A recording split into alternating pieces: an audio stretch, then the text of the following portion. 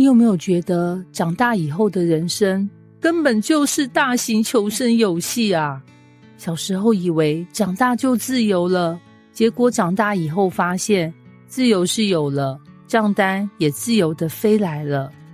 以前擔心考試，現在擔心房貸；以前怕老師點名，現在怕主管傳訊息。方便聊一下嗎？最恐怖的是那5個字，方便聊一下嗎？這句話比鬼片還可怕。然後人生一路闖關，工作壓力、家庭責任、健康問題、人際關係、信仰挑戰。有時候你躺在床上看天花板，心裡只剩一個問題：到底怎麼活下去啊？今天哥林多前書16章最後一段，很像保羅寫完整封信，準備放下筆的時候，突然把人生最重要的幾句話全部濃縮進來。如果前面15章像一整季影集，16章13到24節就是最後一集彩蛋，而且濃度超高誒。保羅第一句就開大絕：你們務要警醒。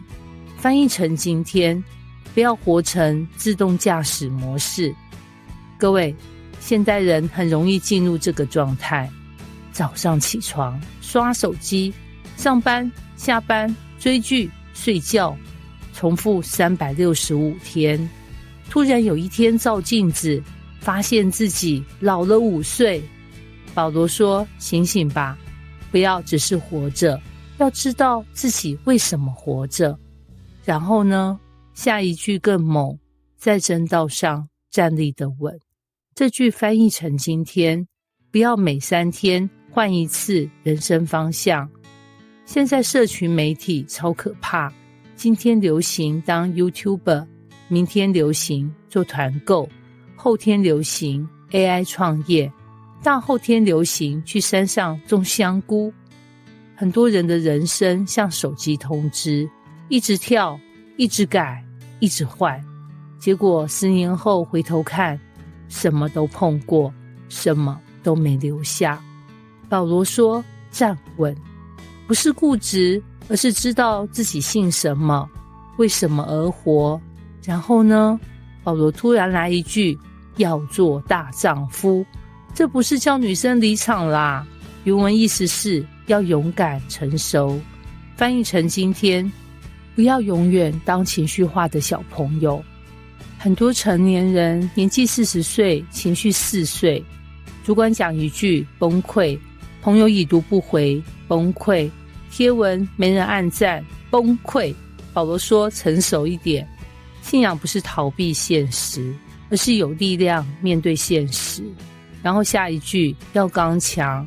各位，保羅不是坐在冷氣房講這句，他被打過，被關過，被追殺過。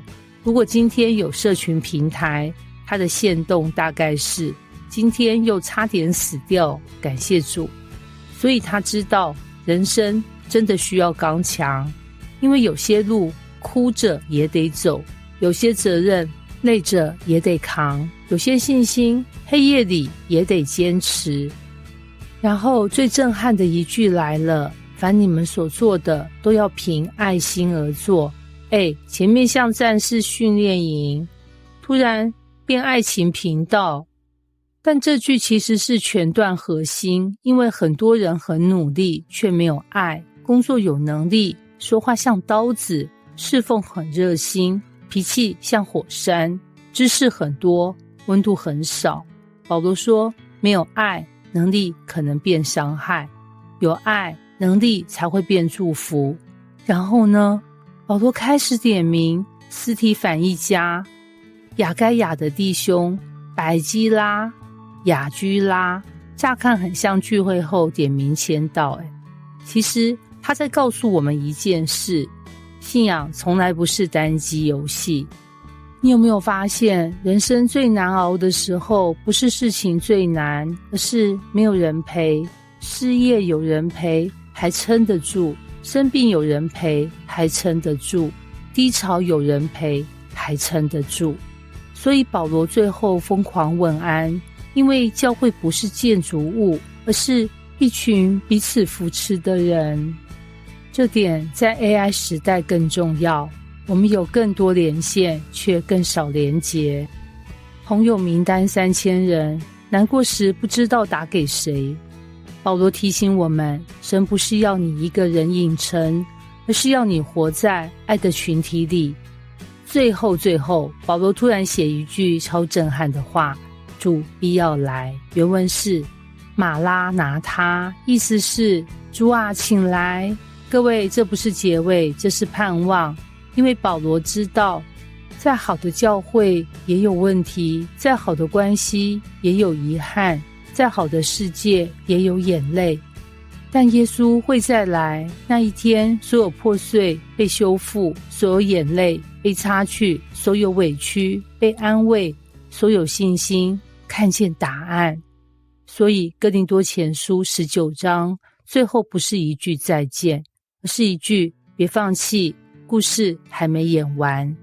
哥林多前書從混亂開始，講分裂，講衝突，講罪，講痛苦，講死亡，最後卻停在一個充滿力量的地方。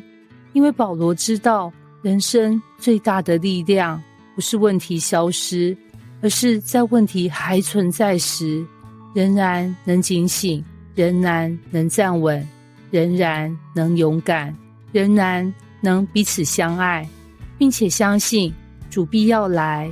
所以今天不要放棄哦，不要退後，不要懷疑神的工作，因為你的人生不是停在今天的困難裡，而是正走向主所預備的榮耀結局。